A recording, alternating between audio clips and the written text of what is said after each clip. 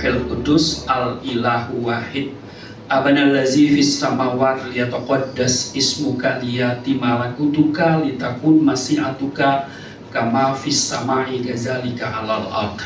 Kami bersyukur di hadapan-Mu sebab Engkau sungguh baik, teramat baik dalam hidup kami. Kami tinggikan Engkau, kami kuduskan nama-Mu, datanglah kerajaan-Mu, jadilah kehendak-Mu di bumi seperti di surga. Hidup kami di bumi bagai di surga tidak kekurangan. Hidup kami di bumi seperti di surga tidak sakit-sakitan. Tempat ini penuh kemuliaan Tuhan. Dan karena itu waktu yang ada kami gunakan untuk mendengarkan firman-Mu, mengurapi setiap kami, membuka hati pikiran kami. Kami tolak setiap roh, setiap kuasa yang tidak memuliakan Tuhan. Setiap roh dan kuasa yang merampas perhatian, konsentrasi, yang mencuri kebenaran firman-Mu, kami patahkan, hancurkan dalam nama Tuhan Yesus. Kemuliaan-Mu memenuhi tempat ini, hati pikiran kami, di setiap kata kalimat yang keluar dari mulutku, sehingga setiap kami yang mendengar diberkati, berakar, bertumbuh, dan pada gilirannya kami berbuah di dalam Engkau. Kami diamkan seluruh suara hati kami kecuali suara Tuhan kami mau dengar. Di dalam nama Tuhan Yesus kami siap dibentuk, kami siap diberkati. Setiap kita yang siap dibentuk, diberkati, berkata amin. Berikan kemuliaan yang paling mulia untuk Tuhan Yesus. Silakan duduk. Shalom. Senang boleh ketemu. Apa kabar Bapak Ibu yang ada di luar sana juga? Saya berharap kita bisa melihat slide. Ya. Oke.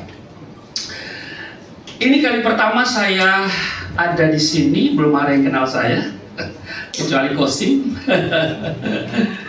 Dan saya namanya Muhammad Rusli Monoarfa.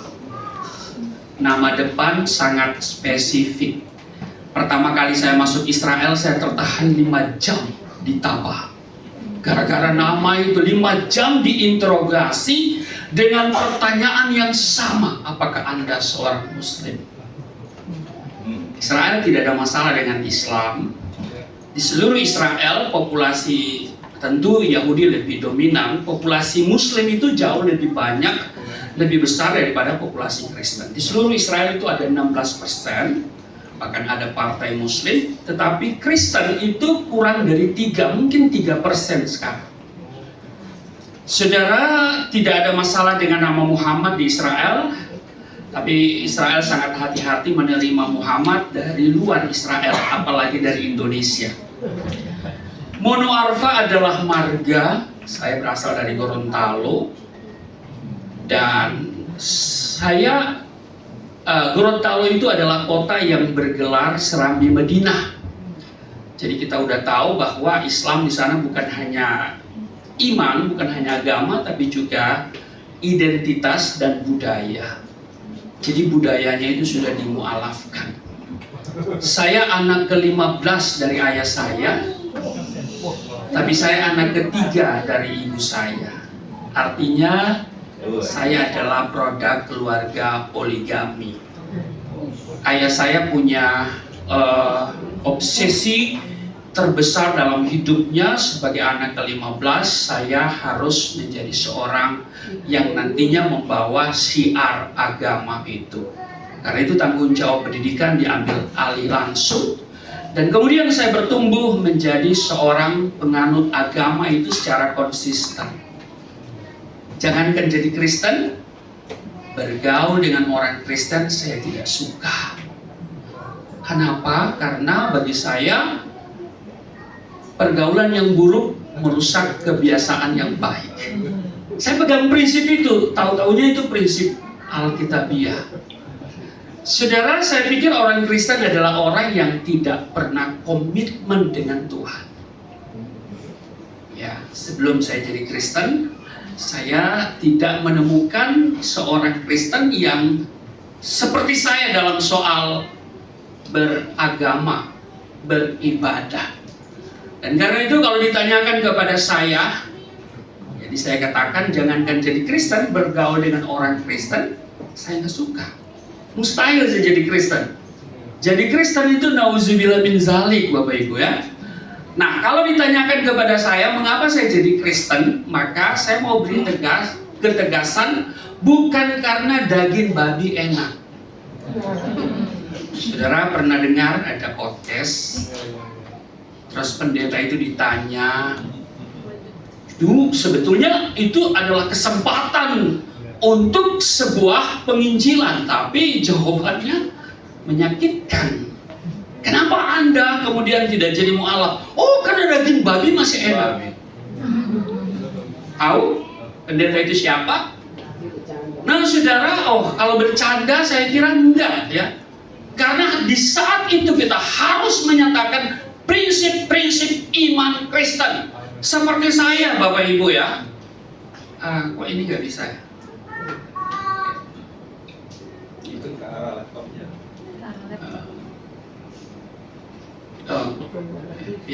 Nih. Jadi kalau saya ditanya kenapa Anda jadi Kristen, bukan keinginan saya.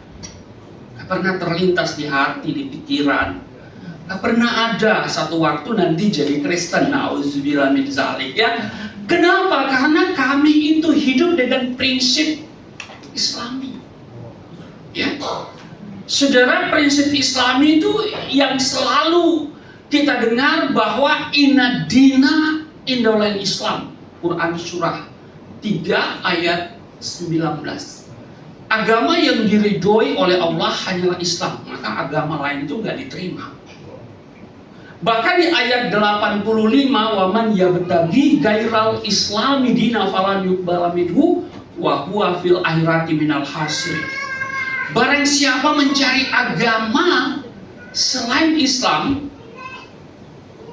tidak diterima daripadanya, dan dia di akhirat termasuk orang yang rugi. Jadi jangankan berpikir ya untuk mencari agama ya saudara, keluar dari Islam itu udah nggak akan pernah.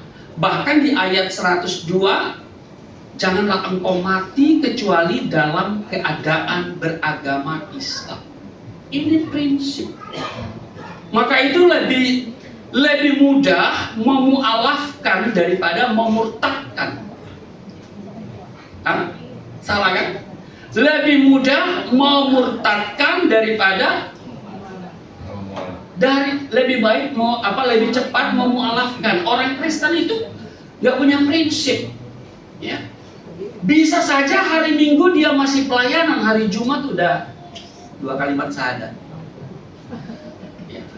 Yang kedua, kenapa saya jadi Kristen? Secara cepat aja karena ini introduksi ya. Saya mengalami perjumpaan dengan Yesus Kristus. Di tengah kebencian saya terhadap kekristenan. Dan saudara, perjumpaan itu ketika sedang mempersiapkan sholat subuh. Dari perjumpaan itu yang membuat saya begitu penasaran. Ya, di kitab yang kami pegang, ya kami menyamakan Yesus itu sama dengan Isa. Tetapi ada beberapa prinsip yang berbeda ketika kita baca dalam Alkitab. Karena itu saya ingin mengenal siapa sesungguhnya Yesus Kristus itu. Maka tidak ada sumber yang paling akurat kecuali baca Alkitab. Tapi kami tidak dianjurkan untuk baca Alkitab. Yang ketiga, kenapa saya jadi Kristen? Saya menemukan hidayah. Ini agak lain ya. Biasanya kalau diwawancarai di TV begitu, kenapa Anda jadi mualaf? Oh, saya dapat hidayah. Sebenarnya benar itu hidayahnya itu ada di Alkitab. Ya. Hidayah itu petunjuk. Di mana itu saudara? Ya, nih. Saya memberanikan diri membaca Alkitab setelah saya menemukan 3 alasan. Kenapa? Karena kalau baca Alkitab itu saudara, dulu kan belum ada Android ya. Jadi kita mesti baca fisik. Nah, kalau ketahuan oleh ayah saya baca Alkitab, dipastikan innalillahi wa inna ilaihi raji'un. Tetapi anomali saudara, kenapa? Karena kita itu ya dalam rukun iman percaya kepada kitab yang pernah diturunkan oleh Allah. Taurat, Zabur, Injil. Tapi nggak dianjurkan untuk baca. Kemudian dibuatlah opini, oh Alkitab itu palsu, jangan dibaca.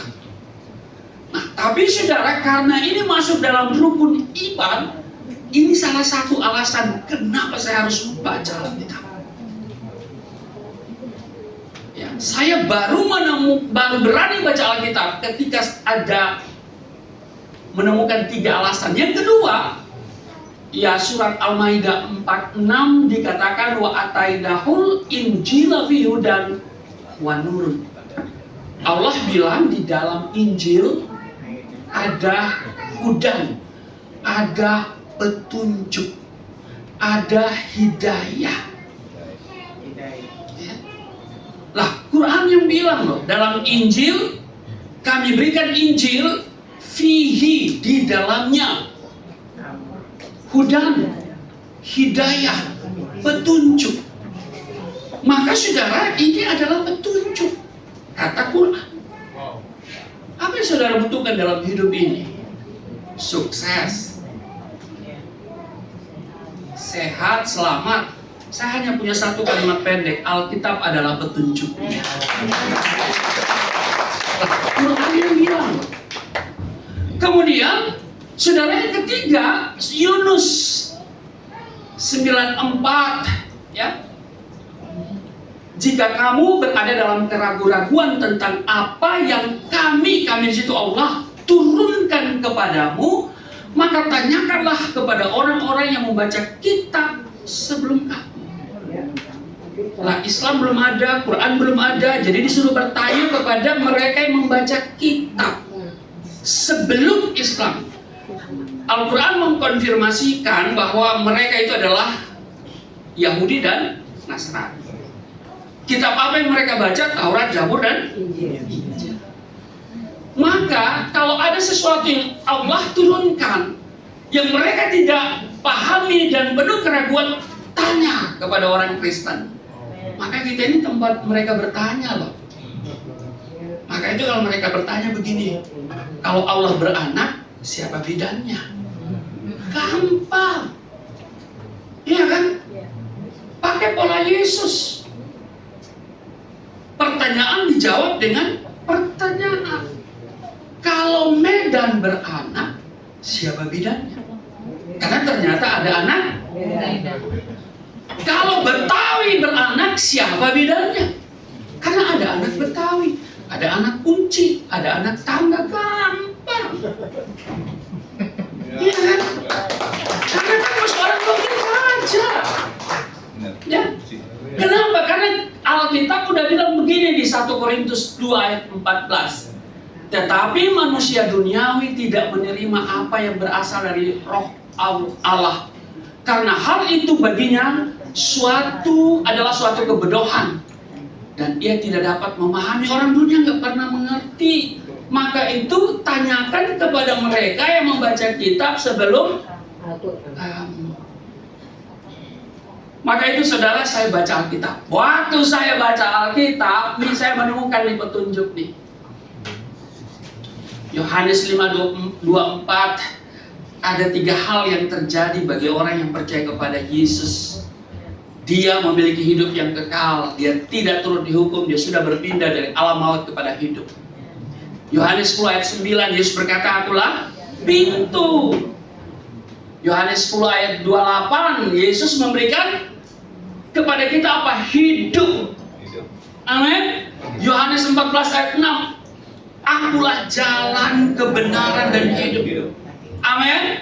Kisah 4:12, tidak ada nama lain yang tadi Pak Sony udah omong. Saudara, Roma 1:16-17 saya simpulkan dalam satu kalimat pendek, Injil adalah kebenaran dan kekuatan Allah yang menyelamatkan. Saudara, saya ambil keputusan terima Yesus, dan karena itu saya katakan, kenapa saya jadi Kristen? Ya, karena saya butuh juru selamat. Saya tidak butuh nabi, saya tidak butuh rasul. Rasul dan nabi hari ini punya gelar yang sama, almarhum.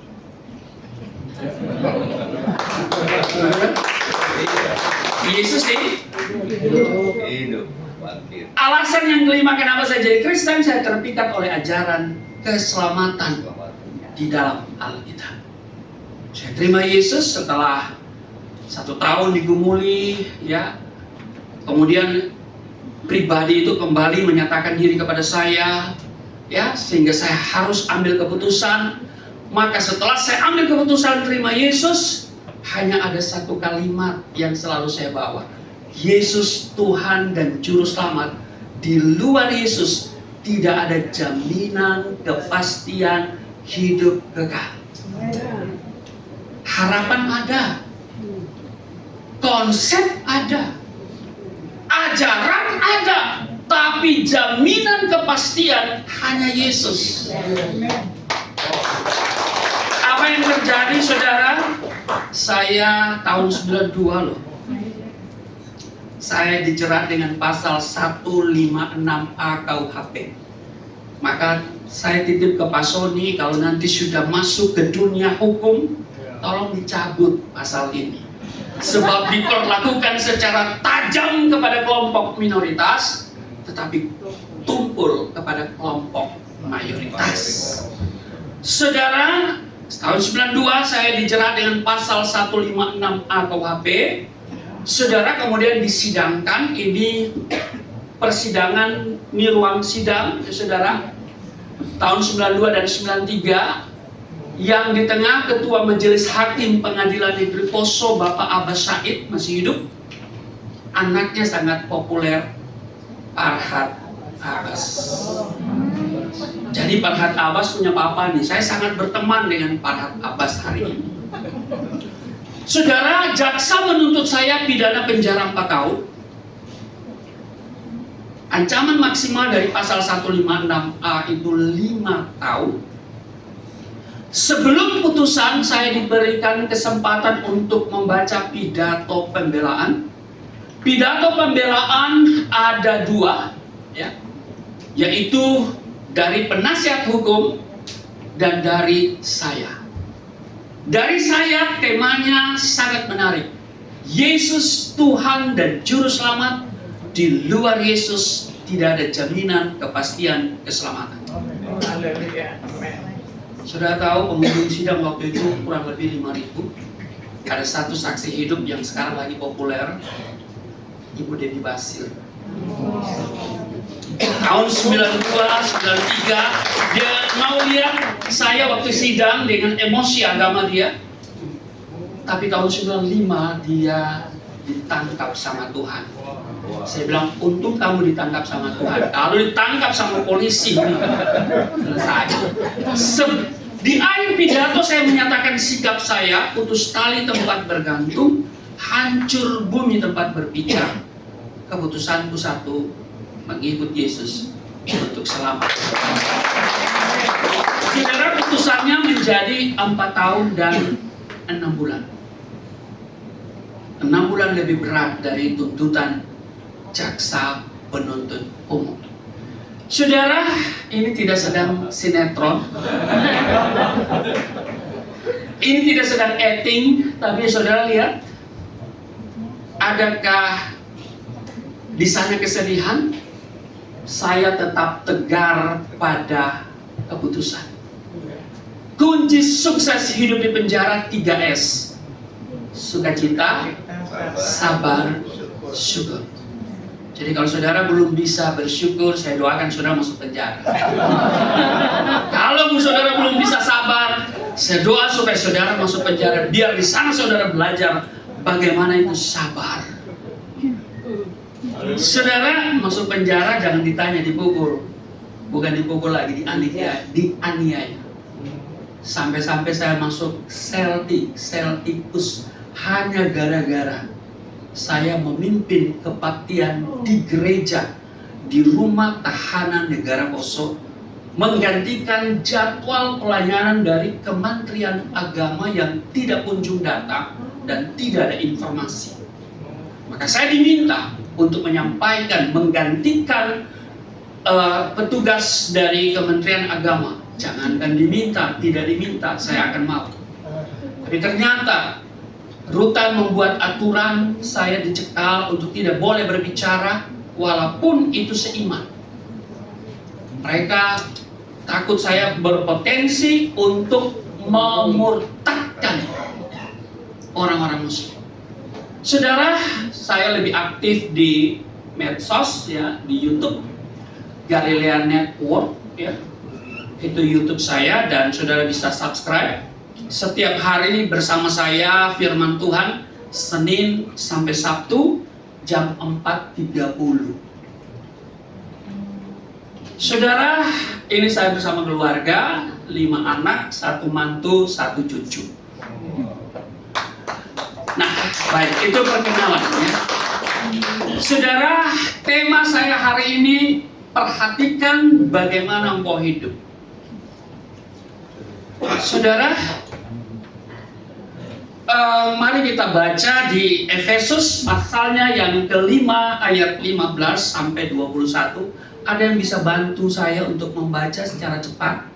Efesus 5 Ya. ayat 15. Karena itu perhatikanlah dengan saksama bagaimana kamu hidup. Janganlah seperti bebal, tetapi seperti orang arif. Ayat berikutnya, dan pergunakanlah waktu yang ada, karena hari-hari ini adalah jahat. Sebab itu janganlah kamu bodoh, tetapi usahakanlah supaya kamu mengerti kehendak Tuhan. Terus? Dan janganlah kamu mabuk oleh anggur, karena anggur menimbulkan hawa nafsu, tetapi hendaklah kamu penuh dengan roh. Dan berkata-katalah seorang kepada yang lain dalam mazmur, kidung, puji-pujian, dan nyanyian rohani, bernyanyi dan bersoraklah bagi Tuhan dengan segenap hati. Ucaplah syukur senantiasa atas segala sesuatu dalam nama Tuhan kita Yesus Kristus kepada Allah dan Bapa kita. Dan merendahkanlah dirimu seorang kepada yang lain di dalam takut akan Kristus. Amin. Saudara, perhatikan dengan teliti, dengan saksama bagaimana kamu hidup. Dan di sini dikatakan jangan seperti orang bebal, tetapi seperti orang menjadi bebal atau bijak, arif itu adalah pilihan. Tapi sore hari ini kita diingatkan, mari kita perhatikan hidup kita. Karena kadang-kadang kita lebih perhatikan kehidupan orang lain, ya kan? Kita lebih suka menghakimi dan lebih cepat ya menghakimi daripada mengasihi. Dan perhatikan di sini ada satu kata kunci, ya. Dikatakan perhatikan dengan saksama bagaimana kamu hidup. Tapi kalimat ini dimulai dengan kata sebab, karena itu. Ya kan? Di ayat ini dimulai dengan kata karena itu.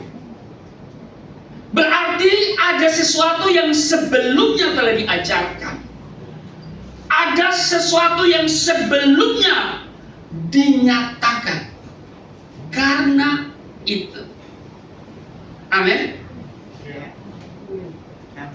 Apa itu, saudara? Saya merenungkan di dalam Alkitab Perjanjian Baru ada satu kata yang paling luar biasa, yaitu kata penebusan. Ini tidak ada dalam konsep agama-agama lain, hanya ada di dalam iman Kristen. Ditebus atau penebusan. Nah, saudara, Rasul Paulus menulis di Efesus pasal 1 ayat 7. Coba saudara baca. Di Efesus pasal 1 ayat 7. Tolong baca ya, cepat. Sebab di dalam Dia dan oleh darahnya kita beroleh penebusan, yaitu pengampunan dosa menurut kekayaan kasih karunia-Nya.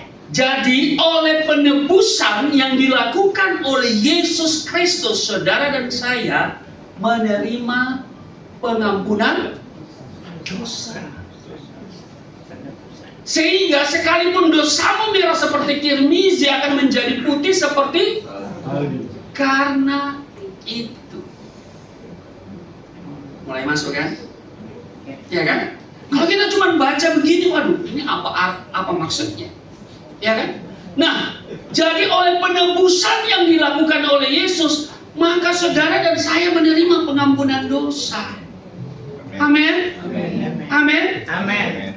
Dan saudara, yang menarik bukan hanya menerima pengampunan dosa. Untuk apa kita menerima pengampunan dosa, tapi status kita masih orang berdosa. Yang menarik, Alkitab bukan hanya memberikan kabar sukacita bahwa kita menerima pengampunan dosa oleh penebusan yang dilakukan oleh Yesus, tetapi mari kita baca Roma pasalnya yang ketiga ayat 23 dulu. Kadang-kadang kita berhenti di sini dan kemudian kita mengambil keputusan kesimpulan bahwa inilah saya orang berdosa. Coba saudara baca Roma pasal 3 23. Roma 3 ayat 3. Ya. Karena semua orang telah berbuat dosa dan telah kehilangan kemuliaan Allah. Nah, kadang-kadang kita berhenti di sini dan kemudian berkata, saya orang berdosa. Saudara perhatikan, di situ titik apa koma? Berarti jangan ambil kesimpulan di situ. Jangan hanya berhenti lalu ambil kesimpulan di situ. Baca ayat 24. Dan oleh kasih karunia telah dibenarkan dengan cuma-cuma karena penebusan dalam Kristus Yesus. Oleh penebusan yang dilakukan oleh Yesus Kristus, kita bukan saja menerima pengampunan dosa Efesus 1 ayat 7, tapi kita di-upgrade status kita, dibenarkan dengan cuma-cuma. Saudara ada di mana? Di ayat 23 apa 24? Halo, siapa di sini orang benar? Nah, ini orang Kristen tuh begitu, nggak jelas ya. Siapa di sini orang berdosa? Aduh, saudara baca Alkitab udah bertahun-tahun tapi nggak ngerti status. Saya bicara status ya, bukan perbuatan. Di mata Tuhan, kita ini orang-orang yang sudah dibenarkan oleh penebusan yang dilakukan oleh Yesus Kristus. Bahkan 1 Petrus pasal 2 ayat 9, Rasul Petrus lebih ekstrem lagi. Kita adalah orang-orang yang kudus. Amin. Karena itu, perhatikanlah hidupmu. Karena yang pertama, engkau telah ditebus, dan oleh penebusan itu engkau telah menerima pengampunan dosa. Amin. Dan oleh penebusan yang dilakukan oleh Yesus, saudara dan saya dibenarkan dengan cuma-cuma. Bukan karena perbuatan baik kita, bukan karena amal saleh kita, saudara, tapi penebusan yang dilakukan oleh Yesus. Dan Galatia pasal 3, 13-14. Saya cepat aja ya saudara, ya cepat. Galatia pasal 3 ayat 13 dan 14. Kristus telah menebus kita dari kutuk hukum Taurat dengan jalan menjadi kutuk karena kita. Perhatikan, kita telah ditebus dari kutuk hukum. Ternyata hukum Taurat itu ada kutuk. Ya, ada kurang lebih 600 ketentuan Taurat, 10 hukum. 10 hukum saja harus dilakukan dengan sempurna. 9 sudah kita lakukan dengan baik, maka 1 kita lalai, faktor L, lupa lalai, maka yang 1 itu membatalkan yang 9.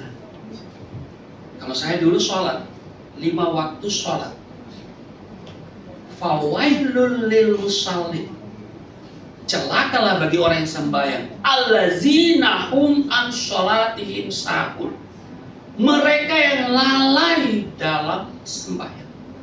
Jadi lakukan 4, nggak lakukan 1, maka yang 1 ini membatalkan yang 4.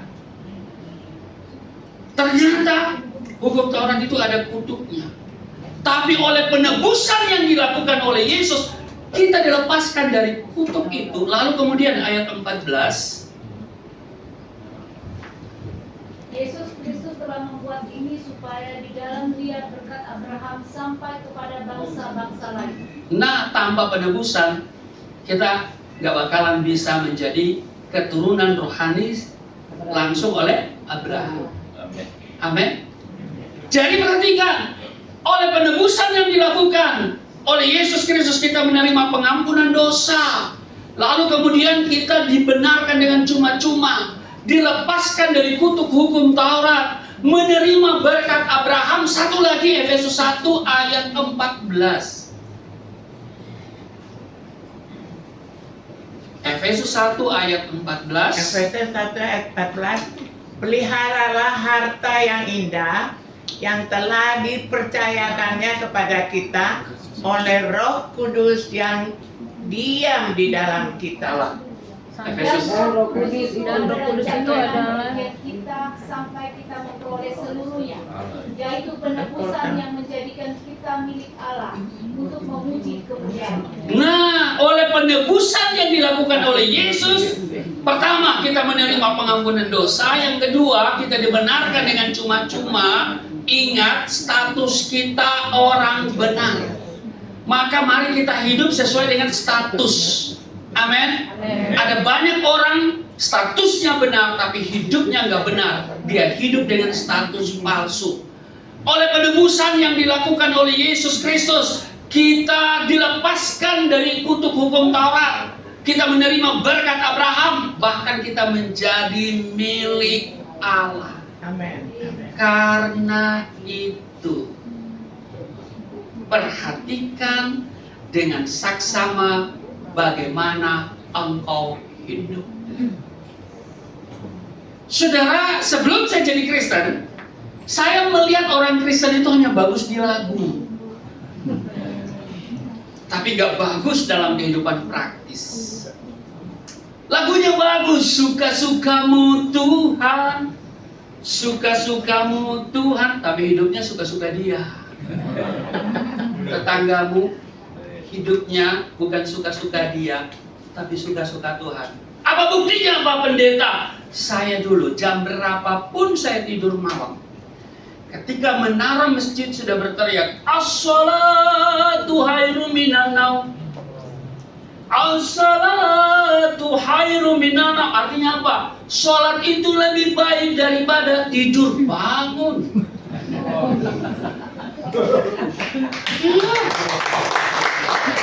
Bangun saudara, nggak boleh suka-suka saya tidur, nggak bisa. Salat subuh waktunya hanya pendek, nggak bisa digada dia, nggak bisa. Orang Kristen, saudara berapa kali sih beribadah setiap hari? Orang Yahudi itu jelas 7 kali. Mazmur 119 ayat 164, 7 kali dalam sehari itu menjadi landasan ibadahnya orang Yahudi, diwarisi oleh Kristen Koptik. Ya, gereja-gereja Ortodoks Timur, mereka mewarisi 7 sholat itu. Orang Islam 5, orang Kristen nggak jelas, hanya bagus di lagu. Pagi hari, siang hari, sore dan malam hari. Berapa kali? Kurang dong. Belum selesai Bapak Pendeta. Tak hentinya mengucap syukur. Mari kita perhatikan mana lebih banyak, syukur apa sumur? Hanya bagus di lagu, nggak di sini, ya. Di luar sana. Ku telah mati dan tinggalkan cara hidupku yang lama. Wah, bagus-bagus lagunya. Tapi tetangga bikin status di FB, dia yang panas hati. Iya kan? Loh, orang Islam itu saudara dia nggak pelit. Orang Kristen banyak yang pelit. Dan kalau orang Kristen yang pelit, lagu kesukaannya ini, hanya ini Tuhan persembahanku, segenap hidupku, jiwa dan ragaku, sepataku miliki, harta kekal. Malaikat bilang bohong lu. Perhatikan dengan saksama bagaimana kamu hidup. Saya ingin menguraikan semua ayat ini, tapi tidak memungkinkan. Saya perhatikan saja saudara, dikatakan begini ya. Perhatikan dengan saksama bagaimana kamu hidup. Jangan seperti orang bebal. Bagaimana kita tahu saya orang bebal atau saya orang alim? Tentu ada ciri-cirinya. Betul? Mari kita lihat ciri-ciri orang bebal ya. Ciri-ciri orang bebal dulu, baca di dalam Ayub pasal 5 ayat 2.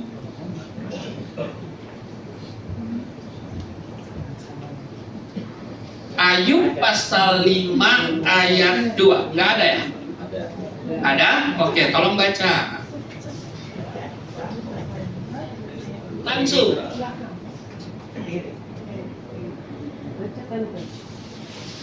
Ayub pasal 5 ayat 2. Ayub pasal 5 ayat Sesungguhnya orang bodoh dibunuh oleh sakit hati, orang bebal dan orang bebal dimatikan oleh iri. Mari kita perhatikan hidup kita. Ada iri hati dalam diri kita. Kalau ada iri hati, bagaimana iri hati? Tidak senang melihat orang senang. Itu aja saudara ya. Ya kan? Maka kita tergolong orang bebal. Yang kedua, Mazmur 14 ayat 1. Orang bebal berkata dalam hatinya, tidak ada Allah. Busuk dan licik perbuatan mereka, tidak ada yang berbuat baik. Mungkin secara verbal saudara tidak berkata nggak ada Allah, tapi dalam perilaku hidupmu menggambarkan engkau nggak percaya kepada Allah. Contoh, begitu seringnya kita menyatakan pengakuan iman kepada Allah. Aku percaya kepada Allah Bapa yang Maha Kuasa, langit dan bumi, dan kepada Yesus, dan seterusnya. Tetapi dalam hidup ini kita banyak bersungut. Kita tidak menaruh kepercayaan kita kepada Tuhan. Maka ketika kita bersungut, mari kita baca di dalam Bilangan pasal 14 pada ayat 1, 2, dan 3. Nanti kemudian dilanjutkan dengan ayatnya yang ke-11. Lalu segenap umat itu mengeluarkan suara nyaring, dan bangsa itu menangis pada malam itu. Terus bersungut-sungutlah semua orang Israel kepada Musa dan Harun, dan segenap umat itu berkata kepada mereka, sekiranya kami sungutan itu dimulai dengan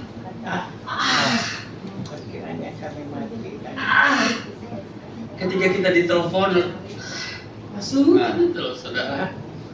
Ya.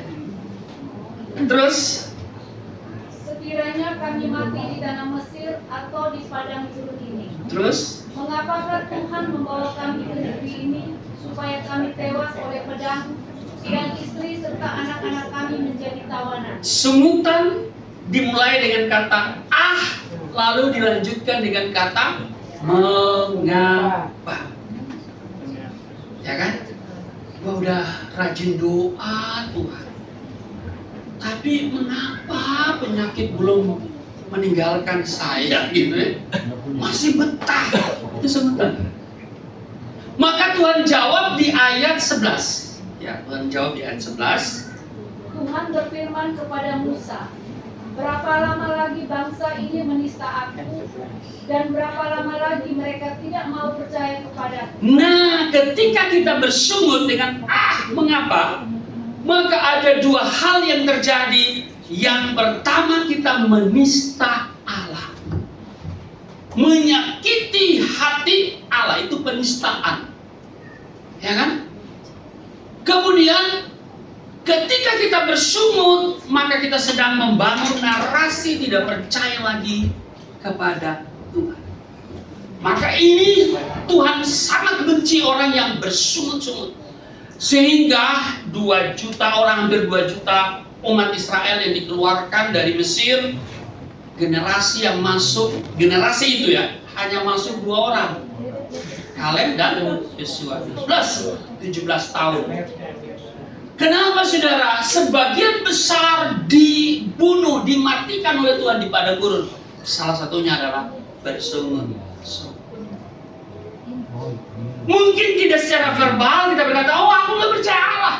Tapi dengan kita bersungut menunjukkan kita nggak percaya Tuhan. Ya kan?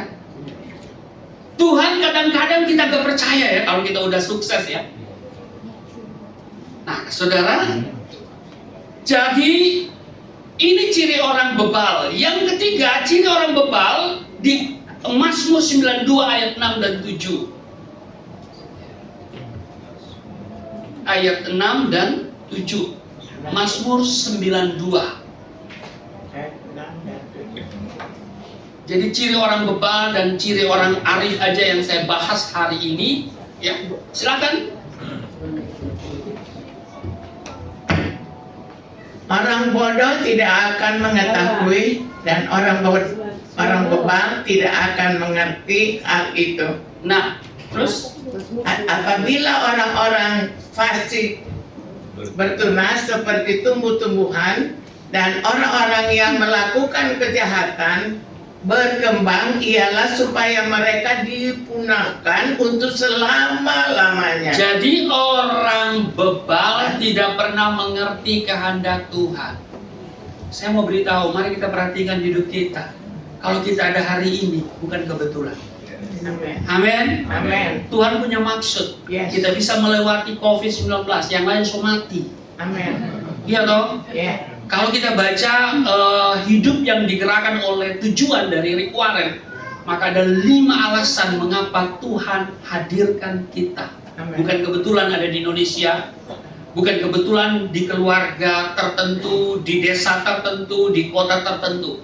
Tapi Tuhan punya maksud. Kalau saya uraikan lebih panjang lagi, mari kita mengerti kehendak Tuhan. Minimal tadi yang Ibu Linda katakan, jadikanlah semua bangsa murid. Amin. Ya. Ibu Linda berangkat ke Amerika di usia 60 dia di sana ya. Nah, saya juga sedang apply visa Amerika. Saya punya teman-teman banyak di sana telah membangun gereja. Saya sekolah di UKIT. Salah satunya ada teman saya di California, dia bangun gereja Protestan Indonesia dan saya sudah minta undangan. Dan mudah-mudahan di ulang tahun ke-60 seperti Ibu Linda, saya di sana. Karena saya terima 9 sekarang. Ya. Kelahiran 66. Ya. Ciri orang bebal. Sekarang ciri orang bijak, supaya kita perhatikan bagaimana kita hidup. Yang pertama, Matius 7:24. Apa itu? Baca. Ini ciri orang bijak. Ya. Ciri orang bijak. Matius pasal 7 ayat 24. Setiap orang yang mendengar perkataanku ini dan melakukannya, dia sama dengan orang yang bijaksana yang mendirikan rumahnya di atas batu. Mendengar dan melakukan, menjadi pelaku firman, maka saudara akan bijak. Jangan hanya menjadi pendengar yang baik. Hari-hari ini banyak pembicara yang hebat-hebat. Saudara lihat di YouTube, di medsos, di TikTok, ya saudara. Saudara tinggal pilih mau dengan pendeta siapa. Tapi saudara, jangan hanya sampai mendengar, tapi menjadi pelaku. Maka saudara akan menjadi orang bijak. Amsal 9 ayat 9. Mari kita baca yang kedua, ciri orang bijak. Amsal 9 ayat 9.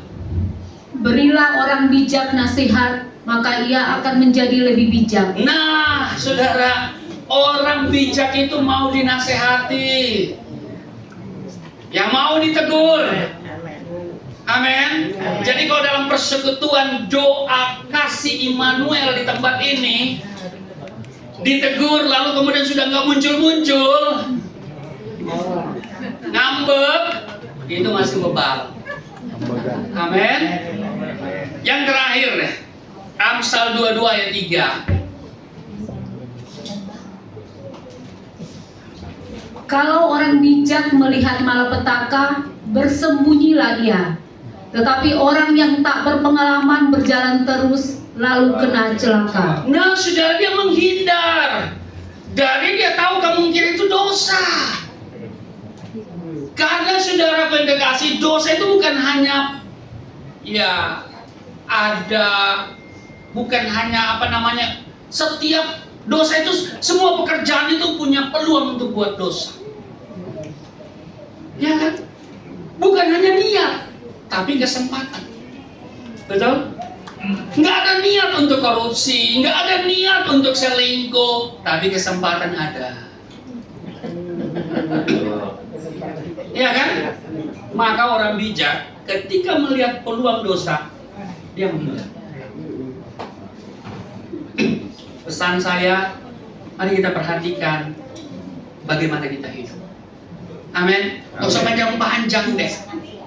Sudah banyak firman Tuhan yang kita dengar di sini, udah mau 5 tahun ya Pak ya.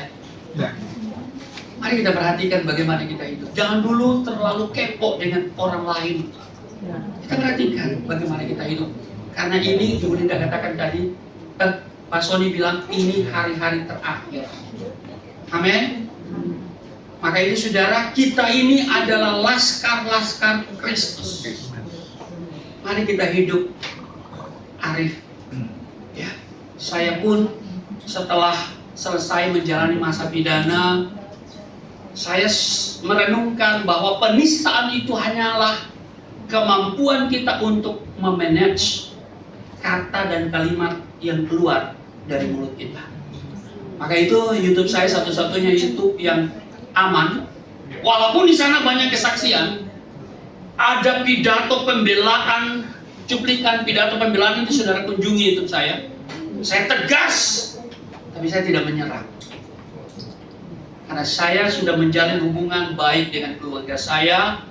Suharso Mono Arfa itu saudara saya, Sandiaga Uno itu neneknya Mono Arfa. Waktu anak saya menikah, saya menghadap 2 menteri dan mereka memberikan apresiasi. Amin. Mari kita perhatikan bagaimana kita hidup. Mari kita berdoa. Terima kasih Tuhan, kami diingatkan bahwa kami sudah ditebus, dan oleh penebusan yang dilakukan oleh Yesus, kami menerima pengampunan dosa. Kami dibenarkan dengan cuma-cuma. Kami dilepaskan dari kutuk hukum Taurat. Kami menerima berkat Abraham. Kami menjadi milik Allah. Karena itu kami mau perhatikan, kami tidak hidup sembarangan. Bukan seperti orang bebal, tapi kami mau hidup seperti orang arif. Hamba sudah selesai berbicara karena dibatasi oleh waktu, tapi Tuhan yang tidak pernah dibatasi oleh ruang dan waktu. Hamba berdoa untuk keluarga di tempat ini yang telah menjadikan rumah mereka sebagai mesbah untuk kami boleh berkumpul bersama dan beribadah mendengarkan firman. Kiranya tempat ini penuh kemuliaan Tuhan. Amin. Setiap sudut ruangan ini diurapi. Yes. Kami tolak kecelakaan, kebakaran di rumah ini di dalam nama Yesus. Rancangan-rancangan jahat tidak bisa merapat di rumah ini di dalam nama Yesus. Engkau memberkati Dirawa bersama ibu dan anak-anak. Tuhan jawab doa-doa mereka. Tuhan promosikan naik dan bukan turun, menjadi kepala dan bukan ekor. Terima kasih. Kami juga berdoa untuk saudari Nila yang berhari ulang tahun. Tuhan tambah-tambahkan hikmat, marifat, kesehatan dan masa depan ada dalam otoritasnya Tuhan. Tuhan berkati dia di usia yang baru dan dia selalu mengucap syukur dan hatinya melekat kepadamu. Di dalam nama Tuhan Yesus kami berdoa dan mengucap syukur. Amin. Amin.